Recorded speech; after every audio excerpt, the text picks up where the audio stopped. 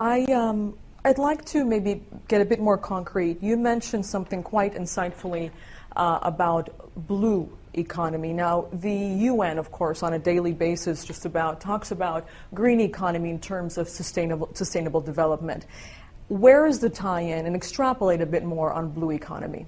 Well, the blue economy is something that the Pacific Island ambassadors will always mention whenever anybody mentions green economy, and I think that probably holds true for the IOSIS ambassadors as well, from the Caribbean and the Indian Ocean. Basically, our perspective as island countries is that when people talk about green economy, they're talking about renewable energy and moving into sustainable measures like that.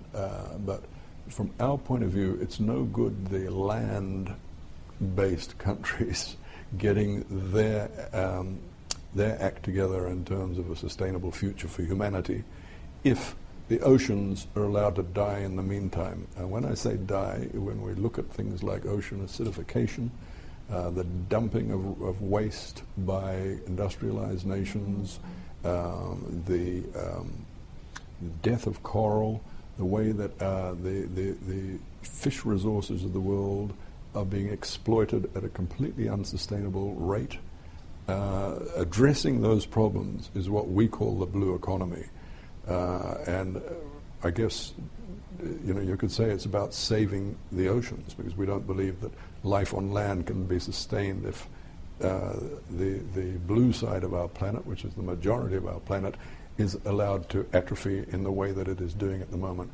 So this is why, especially with the build-up to Rio Plus 20, we're really emphasizing this whole concept of blue economy. So, Ambassador, enlighten me, how come we don't hear much about blue economy when it sounds just as important as deforestation and forest degradation and, other green economy terms and issues? Is it the same thing? Is it political will, or is it just not having enough sort of a front-face topic yet? I think you'll find it emerging as a strong new concept in the approach to Rio Plus 20. I was in a G77 meeting the other day where the President of the General Assembly came to address G77, and during question and answer time I raised this whole matter because he talked about the green economy, and I raised with him the matter of the blue economy, and he said to myself and to the G77 ambassadors present, well, this is the first time I've really thought about that concept, the blue economy, and he said, going forward I'm certainly going to be mentioning it myself. So I think by that little example, you can see that it's a fairly new concept, but one which is gaining ground. Switching over to the Asian group, Fiji has just successfully chaired the Asian group in leading consultations and discussions, for example, on the next president of the 66th, General Assembly and such things. And you've spoken to me about wanting to see more representation, if you will, at the UN for the Asian group. Can you extrapolate on that? Yeah, last year we put forward, when I say we, I mean the Pacific SIDS, the Peace SIDS, the 11 Pacific Island missions. It was an initiative that came from us, but has been adopted by the Asian group as something that is now on the table. In fact, there were two initiatives.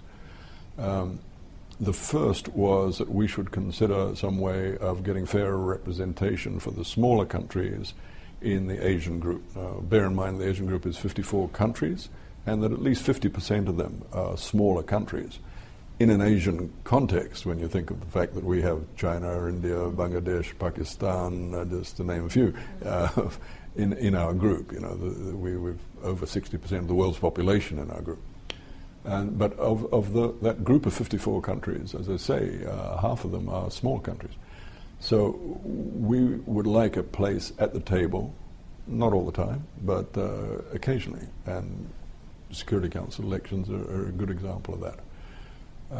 So that has been accepted by the Asian group as something that should be discussed and developed going forward for our group.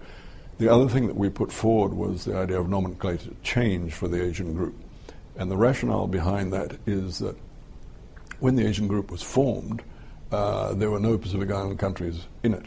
But from 1970 onwards, which is when Fiji became a member of the United Nations, and going forward from there to the early 2000s, We've now got 12 countries which are from the Pacific Islands who are members of the United Nations. Of those 12, 11 are members of the Asian group. The 12th, Kiribati, doesn't have a mission in New York, so they're not yet members of the Asian group. But with 11 of us in the Asian group, that means that over 20%, I think it's something like 22%, are Pacific Island countries. And yet we're not part of Asia, we're part of Oceania. So we've put a proposition that the Asian group name should be changed to the Asia Pacific Group, and we are hopeful that will happen sometime this year. Very well. We cannot have a conversation with a permanent representative of Fiji without talking about and acknowledging peacekeeping troops really all over the world. I think it was since 1970, if not prior to that, right? How is that looking today, and what is the progress for the future there? We've had a peacekeeping role now, as you say, since the 1970s. That was with the battalion that went to Lebanon, UNIFIL, where we had a battalion there for many, many years. We also went into the multinational force in the Sinai not long after that. President Jimmy Carter's days, if I remember right. Fiji was the first to answer that call. We've had a battalion stationed in the Sinai on the border between Israel and Egypt ever since to this day. We have been in a multitude of UN peacekeeping missions around the world. Currently we are in Darfur with about 30 people there, I think it is. We're in Southern Sudan, and we have about another 30 in Liberia. We still have somebody in Timor. We provide the UN Guard in Iraq with over 200 soldiers, Fijian soldiers there since 2004. And that number is currently being reviewed with the withdrawal of US forces from Iraq. There's an army review on at the moment. So yes, Fiji has a very proud role in peacekeeping. And it's at the center of our foreign policy and has been since the 1970s, so we're very proud of it. It's amazing, as you should be. Ambassador, my final question is on a more personal note to you. As an advocate for Fiji, what would you say is your most challenging, what are you faced with at the UN when it comes to seeing change for your country? I arrived here January last year, I think it was. And at that time I found that Fiji's reform agenda and its path back to parliamentary democracy, because we don't have a parliament at present, was very misunderstood here in New York. So my role was to explain what we were doing in Fiji in terms of the reform agenda, and to give certainty to the fact that what we have set down as our roadmap for returning to parliamentary democracy with general elections in 2014 is set in concrete. I think the second point I needed to make, because it wasn't well enough understood, was that all these reforms are for the good, that for the first time in our national history, and bear in mind we became independent in 1970 and have had several constitutions since then, several coups d'etats, that for the first time in our history, in 2014, we will go to general elections on a one-man, one-vote basis without regard to race. Now that sounds extraordinary, but every constitution we have had since we stopped being a British Crown colony and became an independent nation has involved elections based on racial roles.